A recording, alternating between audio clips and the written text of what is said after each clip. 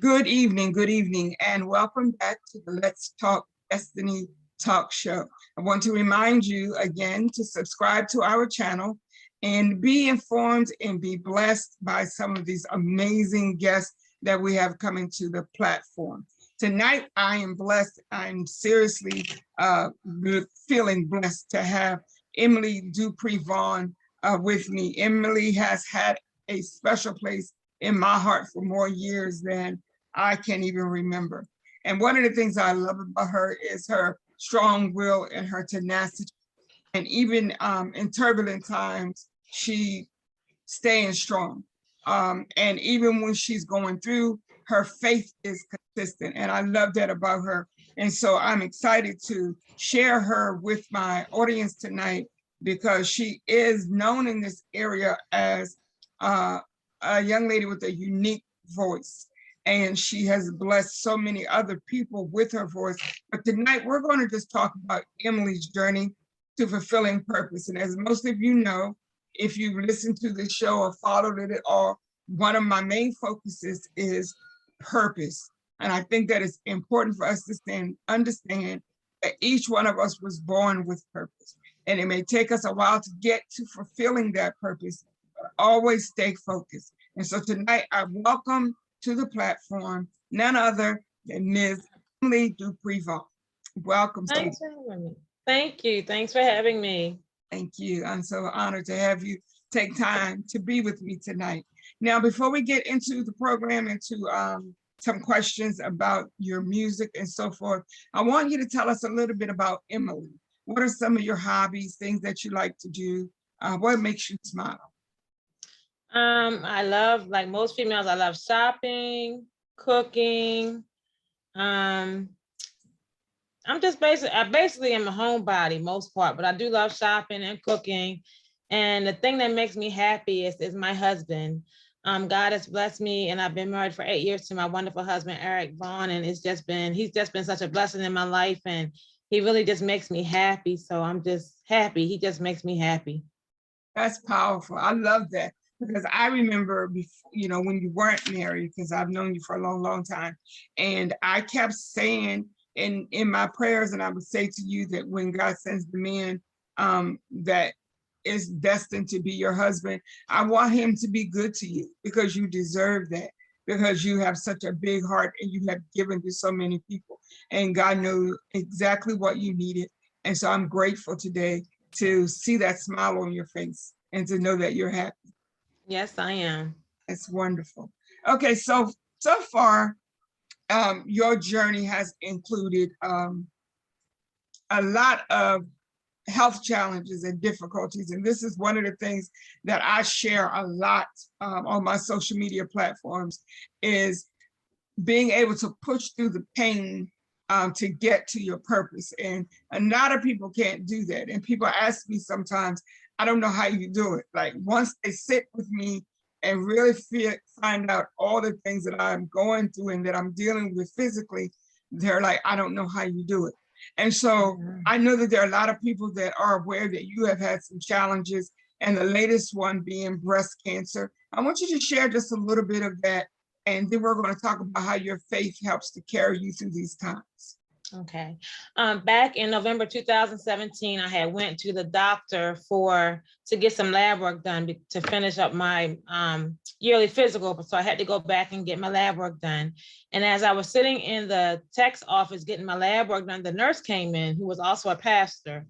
And she said, I was going to call you back today. And I said, why? She said, because we wanted to repeat your mammogram.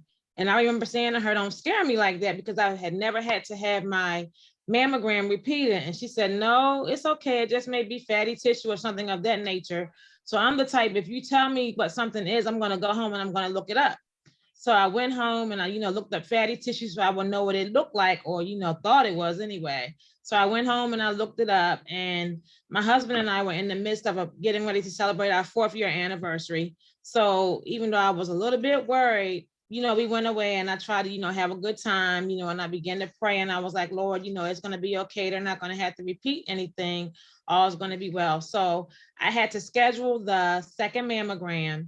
And when I went in the room, I saw, the mammogram of the first mammogram that they had done. I saw it sitting up on the screen. And so it looked like calcium buildup or fatty tissue. So because I was comparing it to what I had looked at on Google. So, I'm thinking, okay, it's calcium buildup or fatty tissue. So the tech comes in and she says, we're going to repeat your mammogram one more time. And she said, because sometimes, they can disappear. What we see may disappear within a few weeks' time. She said, but if not, once we come back and if it's still there, we're going to have to do an ultrasound. I said, okay. So, she goes to prepare the screen, I get the mammogram and she goes to look at it. And so I'm sitting in the room and I'm like praying. I'm like, Lord, okay, everything's going to be okay. It's going to, come back okay. I'm not going to have to get the ultrasound, because I was raised in church and stuff. So I knew about faith and praying and stuff. So I was like, okay, God, it's going to be okay. I'm not going to have to get this ultrasound. Only for her to come back in there and tell me it's still there. So you have to get the ultrasound. So immediately, I got nervous and I was a little bit just in my feelings because I didn't know what was going on, but I just knew that God was going to just make everything okay. So I go over there and I done had the mammogram, we've done the ultrasound and the tech is, doing her little thing or whatever. And then I said, well, can you tell me, what's going on? Because keep in mind, it had been a few weeks. So within that few weeks time, I'm going through anxiety because I'm not knowing what's going on with my body, saving, loving the Lord, but still I'm like, what's going on? So as I'm waiting, the human side, anxiety builds up. So I asked the tech, I said, can you please tell me, what you see? And, sometimes they can and sometimes they don't. And this particular day, she didn't want to. She said, well, you're going to have to wait a couple more weeks. And I just lost it. I said, a couple more weeks? I'm already going through as it is because I don't know what's going on. She said, well, call your doctor and have your doctor expedite your results. So I went back to work because I was working and I called my doctor and explained everything to her.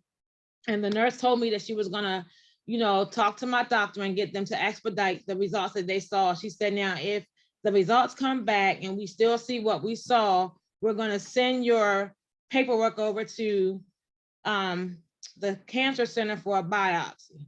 So when she said that, I just broke down and cried because of course. it was, becoming more real to me what they were looking for. So, I'm sitting in my office praying and believing God again that it's not going to be like that, only to get the call that said that they were going to send my paperwork over to the cancer center or to the doctor because I had to have a biopsy. So I cried, and fast forward to a few weeks, we scheduled the biopsy, got the biopsy. The doctor was really nice. And he was like, we're going to wish you luck and everything's going to be okay. So me being the girl, the faith girl that I am, brought up in church, brought up in strong faith, I'm praying and believing God that everything's going to be okay. I was reading my scriptures, singing, taking communion, anointing myself. And I'm like, God, it's going to be okay. It's not going to be what they say, just trying to talk faith, only for everything that I was trusting and believing God for and just knew that he was going to do, everything turned out the total opposite. So by the time all of my tests were done and all the genetic tests were done, it came back that I was stage 1A, which means they caught it early, but it was grade 3, which was the highest grade, which means that when it was an aggressive type of cancer. Then on top of that, it was triple negative cancer, which when they got finished talking to me, it was one of the hardest cancers to treat. It doesn't respond to a 5 or 10 year pill. All it responds to is chemotherapy. Then on top of that, I had to have the genetic testing done, and I had to go to genetic counseling, and they was telling me about the BRCA1 and BRCA2, and if you're positive, it will make you susceptible to more cancers and all this stuff. So again, I'm praying and believing and trusting God that it's going to be okay. I'm not going to be BRCA1 or 2 positive, only to get a call at work for them to tell me that I was BRCA1 positive. So it's like I had the worst case scenarios of everything, thrown at me. And so, once I got all of my diagnoses, we had to come up with a treatment plan. I was supposed to just have a lumpectomy, but because I was BRCA1 positive, the lumpectomy turned into a double mastectomy. And then I had to go through chemo, and then I had to go through reconstruction. So, I'm going to be honest, I was angry. I was angry with because I felt like, I'm like, God, you have the power to make all of this stop. You have the power to turn it all around and just, don't have me going through this. And then I was like, you got me out here with the worst case scenarios of everything, but, so I was hurt. I didn't want to sing. I didn't want to hear his name. I didn't want to read no scripture. I didn't want to hear all that holy stuff. And Jamie, you know what all that holy stuff is. I didn't want to hear. I didn't want to hear any of that because Yes, I felt yes. like God had forsaken me or he was ignoring me. So it was an experience for me. It was hard. But I was reading my devotional Bible one night. I had got up enough strength to read. I said, let me try to read some healing scriptures. So I was reading, and down below the devotional Bible, it had, how sometimes they have little readings. Yeah. And so this particular night when I was reading, it was a passage in there and it said, go through the process, no matter how painful, I will not abandon you. So right then I knew that God, that was God. I knew then that he knew it was going to be painful. It was going to be hard, but he Yes. was going to be with me every step of the way. And he was, my first round of chemo, it was bad. I was sick. I had to call my doctor and my husband had to rush me to the ER. And, he didn't want me to get any more, but they cut it down to 4. I only had to do 4, but they were rough. But, God brought me through that. And, after you have chemo, I always tell people, even though your treatment phase is over, you're still on the journey. Yes, And right. they don't understand. They believe that once your chemo is finished, then, oh, you're okay. You're all right. No, I have to get to year 5. The doctor said I have to get to year 5 before they're completely. Well, I believe that God has helped me because, I've been 2 years cancer free so far, 2 years last April. But I have to get to year 5 for them to say that I'm completely cancer free. And he said, with triple negative, if it doesn't come back within that 5-year time frame, then it usually doesn't. So I'm just believing that God is going to keep doing what he's doing. I was 2 years cancer free in April of last year, but I always tell people, just because I'm finished chemo, my process is not over. That's correct. That's correct. I deal with chronic pain. I deal with neuropathy. I'm in intense physical therapy at times. It does so much to your body, even after your treatments are done. So it's like you're fighting every day. I'm fighting every day, but God gives me the strength, and my faith is strong. I always tell people, you can't be a punk with it. I always say you can't be a punk. And Jamie, you know me, I'm soft-hearted, I'm quiet. I'm not, well, yeah, I used to be like kind of timid and shy, but the cancer journey toughened me up because I had to get in my mind, either I was going to fight and win, yes, or going to take over me and win. And I was like, no, I'm not going out like that. Okay, I was like, okay, God, you got me here. I don't know what the purpose is. I don't like this process. I let God know I was honest. I don't like this. I can't stand this. But I know it was for a reason. So he toughened me up. I'm a whole lot stronger, actually. One of my friends told me one day, she said, you may have lost a lot of things, but I gained even more. So, I love that. I love that. And I was thinking as you were talking, we are so quick in the body of Christ, in the kingdom of God, whichever term people want to use, we are programmed to be hypocrites. And every time I say this, somebody gets upset with me, but I don't really care, because we don't want people to be honest. When you say to somebody, I'm discouraged, I'm frustrated, I'm angry with God, I don't know why this is happening to me, I haven't done anything to anybody. The first thing they say to you is, don't let the devil talk to you like that. Don't let the enemy get in your mind. That's not the enemy, that's me. I don't understand it and I have questions. And then we've heard it said since we were children, you never question God. And I've always had an issue with that, because, and I said this to my father one time so many years ago, I said, if God is supposed to be my father, like you're my father and he's my spiritual father, heavenly father, if I have questions about something you said or did and I don't understand it and I want a better understanding, you always say, come to you and ask and let's talk about it. Why can't I ask God questions if I don't understand what's going on? Right. And he explained it to me. He said, it is not that you can ask him a question. We are not to question who he is. We're not to question his sovereignty and that he is God. If you are a believer, if you are a Christian, then you're supposed to believe that he is who he is. But he is your father. So you can sit down with him and have questions, have conversations. And when I had got that in my head years ago, it changed my whole perspective on this thing that people teach us, that We have to be afraid of him. He's this great big person in the sky that you don't question, that you don't doubt, you don't talk back to, you don't, just whatever happened, you go along with it. But the thing is, when he created you with those feelings. He created you with the personality that you had. And so if you have times in your life when you have questions, then you have a right to ask him questions. Yeah. Sometimes you get the answer that we want, sometimes we don't. But that doesn't mean we can't answer a question. Now, I also wanted to ask you, during this process, not just with the cancer, but through your life, I know singing has always been important to you and been a part of who you are.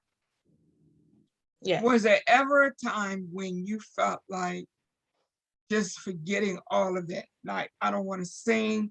I don't even want to go to church. I don't want to be bothered. Was there ever a time that you can think of where you just said, I just want to abort this whole thing? Plenty of times. I was like, God, I just, because everybody always says, well, you're anointed and you're this, but I told God one day, Lord, I don't want the anointing, because it's like you have to go through so much, and I did. It's been plenty of times I was like, I don't want to do this anymore. I don't want to sing. I don't want to go to church. I just want to do me. I want to stay home if I want to stay home. I was just, and some people may not get to that point, but I have gotten to that point a whole lot of times where I was just frustrated with things and I just wanted to just quit. But, some kind of way I bounce back. I always say I bounce back from stuff. I am a bounce backer.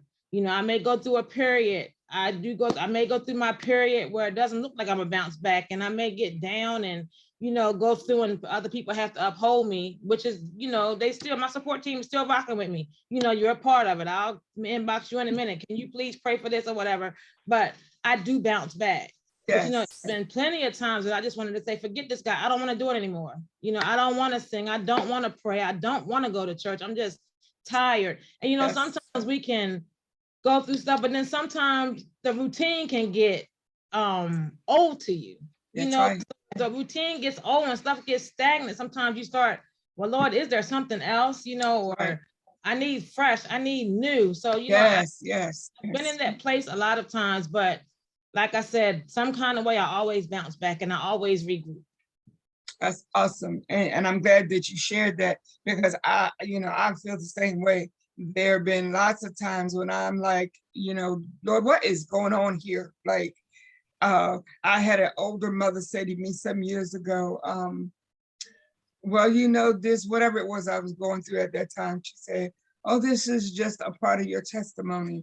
I said, listen, I don't want any more. I have enough testimonies that I could write books for the rest of my life. I don't want any more testimonies. And so what I've learned is that, there are a lot of people that get to that place in the church, but a lot of them won't admit it because it will make them feel like they're weak, or they don't trust God, or they don't have faith or whatever. But I find that the strongest people are the honest people. People that will say, okay, this is enough of this. I need a break. Because like you say, it does become routine. We have set programs. We're expected to walk certain way, talk certain way, dress certain way, and we just do the same thing for years and years and years. And every now and then, we need a breakthrough. We need something new. I remember I was attending a church in Atlanta, Georgia, and one Sunday my pastor was talking, and he said, I'm praying for you all today, not for you to get houses, not for you to get money, but for you to get a break. He says, some of you just need a break, because it seems like you're under attack constantly. From before you can get through one thing, something else is happening. And to me, and that's where I was at that time. And I also, I'm gonna say this before I move on, for you and for somebody else that will be listening later on, one of the things that I think about when I feel overwhelmed and like maybe I just want to stop, I can't take it anymore. And then someone will try to say to me, well, you shouldn't feel like that. That's not God. That's not whatever. I think about Jesus in the Garden of Gethsemane. And he reached a place where he was frustrated and overwhelmed. and he was tired. And he said to the father, can you give somebody else this assignment? King James said, can you remove this cup? The modern English says, can you get somebody else to do this? Because it was a lot. But he went through that conversation with the father, and then he concluded, okay, not what I want. I'm going to do what you want. But we skipped over what he was feeling, how he got to that place where he said, you know, because you heard how, I don't know how many preachers preach about it, nevertheless, not your will, but mine. They get tuned up and they get a certain key on their keyboard and they talk, they fly.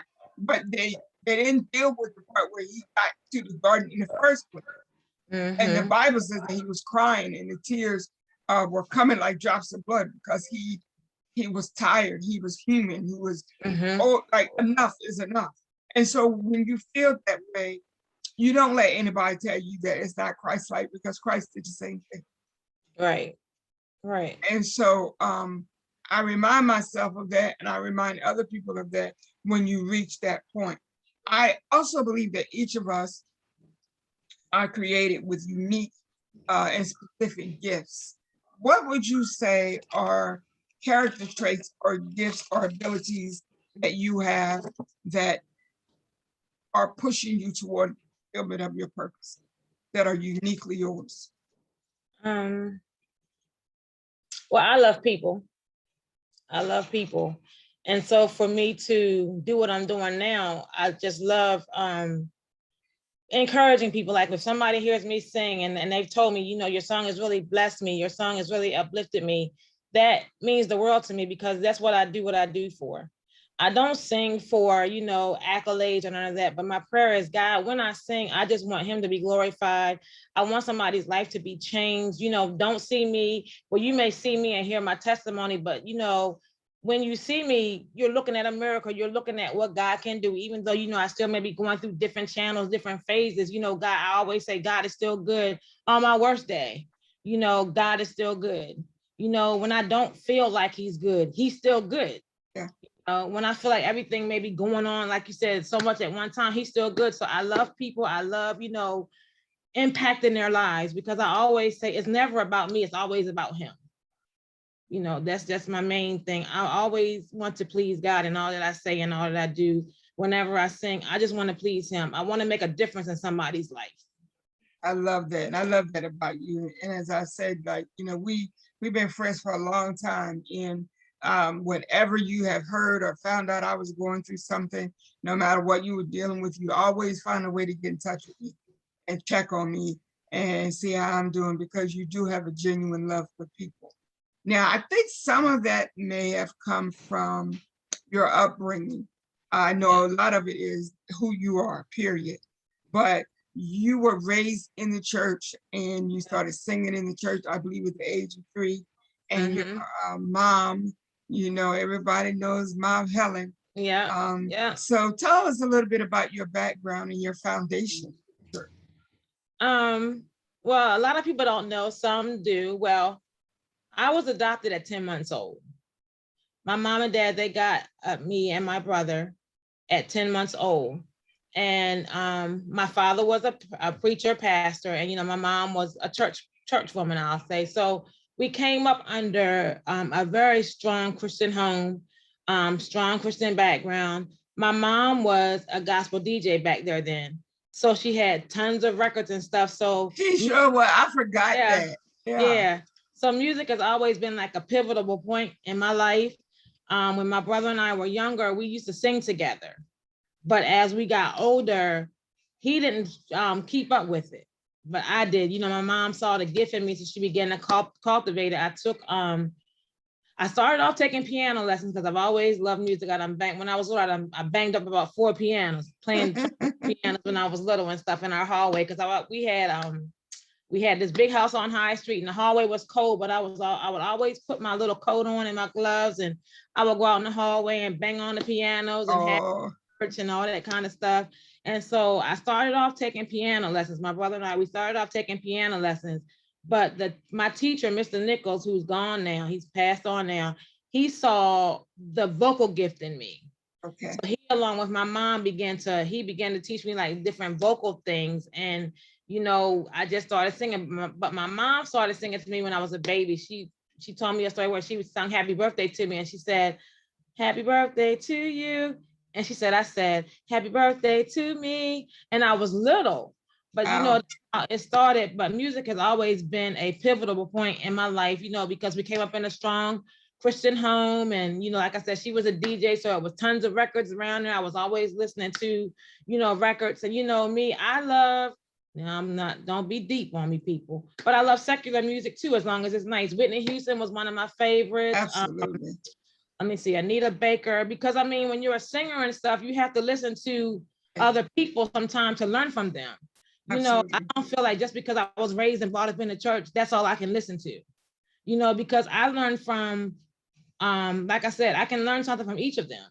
That's Just like I right. can listen to Karen Clark and learn something, I can listen to Anita Baker or, like I said, Whitney Houston, and I can learn something, so I'm open-minded. I don't have a closed mind, So, being a music lover, I've listened to all kinds of music, but Me it's just, too. I love music. Yeah, I do too. yeah, Because saying the I same, feel like, I'm not, if I'm listening for technique or if I'm listening because right, I write songs and I listen to lyrics and, you don't have to be a gospel artist because some of the gospel artists, I don't know what in the world they're saying. I can't. So just because you're labeled a gospel artist, that doesn't mean that your music is going to minister to me. right, I listened to Whitney Houston do the I Believe the Children Are the Future. And that song really touched my soul. And it yeah, started me on the journey to paying more attention to how we are treating our children. And yes, even my organization, A Mother's Cry, I think I was thinking about her song a lot when I founded that organization. So it doesn't have to be a gospel song for it to right, minister to you. I agree. right, right. So, music has just always been a pivotal point of my life because of how I was brought up. I was brought up in the church, our parents were strict. Back in the day, we couldn't do much of nothing but go to church, go to school, I go home, know that's right. go Oh, home. have mercy. That's all we could do. But it's part of the reason why I am the way I am today is because of my upbringing. It was tough, it was hard, but now I see, Yeah. I see now that I'm older, I see. Yeah, I know that you have been blessed to sing on platforms with a lot of local groups and soloists and things like that. And you've also been blessed to sing on the stage where there were other main big name, I would say, celebrities in the gospel world on the stage. But now is your time. And I want you to remember that everything that you went through in your body, everything that you went through with people not accepting you, with people that could have helped you, not helping you, people that should have helped to push you toward purpose, were more concerned about their purpose than your purpose. All of that is a part of the process and a part of the journey. And now it's your turn. So I want you to talk about, I read that your new single is entitled His Garment. I don't know if y'all can see this or not, because I got a lot of glare here, but Emily released this on November 21st, I believe it was. I have a hard copy. Y'all don't get to have a hard copy. But if you have not downloaded this song, you really need to download it. It's Emilly Dupree-Vaughn. His Garment is the name of the single. Now, Emily, I want you to talk to us about where this name came from. How did you choose this name? And what are your plans with regard to your music in the future? Okay, this project actually came about, I was laying home recuperating from my second surgery related to my breast cancer. And God began to speak to me about doing something. And when he began to speak, I didn't get excited because I had tried this process over 10 years ago and it didn't work. So I wasn't too excited, but he, kept speaking to me. And in the process of him speaking to me, in my mind, I'm like, okay, God, I've tried this before and it didn't work, so I kind of had like trust issues of people that I was, of who I could really trust, that who would really get the job done. And God dropped Jay Harmon in my spirit. Now, Jay and I, we were friends on Facebook, but you can be friends with somebody, but haven't talked to him in years. Yeah, So we right. had talked in years, and Jay is like family to me because his mom and my mom were best friends. So his mom was Aunt Pauline to me, but I still hadn't talked to Jay in years. But he, dropped his name in my spirit. So I waited a minute. I didn't move on the first, when I waited. And I reached out to Jay and, I told him, I said, I needed to talk to him about a possible, something I wanted to do. So he, got back in touch with me and I began to share some things with him, about my story and, asked him, told him what I wanted. I gave Jay my vision. And after a couple of conversations, I gave him my vision. He heard my heart. And after a couple of conversations, he got to work. And that's how the song His Garment came about. He heard my heart, but he had to go before God to get the song. He had to do it because I don't write.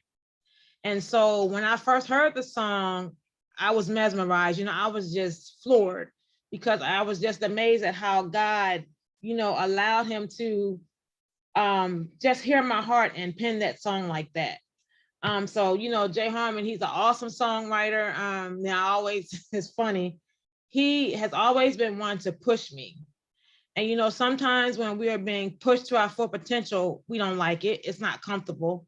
So doing this project, I did cry some tears. There were some times that I was like, I wanted to say, I don't want to do it. But through Jay, I met my awesome vocal coaches, more or less now like my sister. And I realized now that God put her in my life, not just to coach me vocally, but that's where I met Jessie. And she was my calm and my sounding board. She kept me calm. She was the calm and Jay was the storm. But I realized now the push was to get me to this place right here. And, even though now, the single was out and stuff, he still pushes me. They be still pushing me and stuff. Yeah, Jay is Jay, but I mean, he's just an awesome songwriter. And I mean, I was just amazed at how God gave him that song like that. It just blew my mind. He actually heard my heart and he took my heart, and that's how the song His Garment came about. And all I've heard is just how it's, been blessing people's lives and how they've been touched. And that's all I wanted. Like I said before, I don't even want all that other fame and all that, but I just wanted to bless somebody's life. I want somebody that may be going through not cancer, but whatever your sickness is, or it doesn't even have to be a sickness. You can touch His garment with anything. You may have some other things that you need to touch from. It doesn't always have to be physical. So that was my main purpose for this project, is to, like I said, to just someone's life to be changed, blessed, healed, whatever. Just know all you have to do is touch the hem. I love that. I love that. And I listen to, and you know me well enough to know I'm not into flattering people. I don't even know how to do that. Like, I don't even know how to be fake with people. I've had people say down through the years, you don't have to be so mean, you don't have to be so harsh, So I've worked on that, but but I still haven't figured out how to be fake. So if I don't like something, I'm not even going to talk about it, because I'm not going to pretend that I do when I don't. But I am telling you, and I'm telling everybody that's going to watch this video, I love this song. I played it over and over and over, and it blessed me. It blessed me because, like you said, there are times when you are going through so much and you're going through something that is so strong, and it messes you up on the inside. And you just kind of say, what else can I do? But just like the woman in the Bible who pressed her way, and the Bible says, pushed through other people, she pushed through obstacles, she pushed through the fact that she wasn't even supposed to be there, that she was considered unclean and all of that. She pushed beyond all that because she said, if I can just, I don't want to take him out to dinner. I don't need to, sit down and have a long conversation. I just want to touch the hem of His garment as a symbol of my faith. And I tell you, this song is powerful. Jay did it. Oh, yeah, did it with this song. And then your vocals. There's only one Dupree-Vaughn. Only one. Thank you. And I love it. And I'm here to help you any way I can. I'm going to continue talking about this and pushing it. And Thank you. whatever I can do to, help, just, I'm here, let me know. And I will do that. I said to Sure. somebody the other day, I have a small platform, but it's my platform and it won't always be small. And whatever I can do to help people here, then I know as I grow, I will be able to help even more people. Right. But I definitely had to bring you on here because I didn't want to not do my part this year before this year goes out, because I know how long we've been praying for this and we've been Yes. waiting for this. Years. And I could not, that's why when you said, do you want to do it after the first of the year? I'm like, no, we're going to figure this out before this year goes out, because I just believe that this is something that I had to do before this year ended. And I am so, so, so proud of you. Oh, thank you. And the woman you become. I'm just very proud of you. Now, I believe you told me that you are working on anticipating having a concert, a His Garment concert next year. And just talk a little bit about that. And so we can, every month or so, we're going to keep talking about that so that we keep it in front of the people. Okay, what we're trying to do is, like you said, we're trying to do a His Garment concert, and we're trying to do it in a venue. So we're looking actually at Salisbury. We haven't finalized, but we're looking at Salisbury. And at this concert, my producer will be down, Jay Harmon will be down, Jesse, my vocal coach, some of the background vocals that were on the project, they'll be down, and I'll be singing some other stuff. Who knows, I may have another song out by then, we don't know. But it's just where everybody will be down, but it's, again, just celebrating all that God has done. We're going to have a good time in the Lord. Like I said, you'll get to meet some of the people. We're going to have some fun, but we're just going to give God praise for what he's done and what he's going to continue to do, because I really believe that this is just the beginning. Absolutely. Going to do so much more. So, I'm ready for whatever, God is going to do. I just want him to be glorified, people to be blessed. So, look on my Facebook page, because we'll be posting information and stuff. Follow me. If people have questions, they can inbox me. But you got to pay attention, because we got some good stuff coming up. We got some good stuff. Awesome. And again, I thank you for taking time to sit with me tonight. I really, really appreciate it. And I am constantly praying for you, always will be. You're always in my heart, in my prayers. Anything I can do for you, just let me know. And, if you just want to talk or whatever, how we do. And I genuinely appreciate you. People are leaving here so fast. Like, you can be talking to them this morning and then you'll get a call tonight that they're gone. So we have to let people know how we feel about them. And I genuinely love you, and I'm not ashamed to tell anybody that Emily is my girl. All right. So we'll talk again real soon. Okay. All right. Take care. All right. Tell your husband I said thank you for letting me have this time. I sure will. All right. God bless you. Bye-bye. Bye.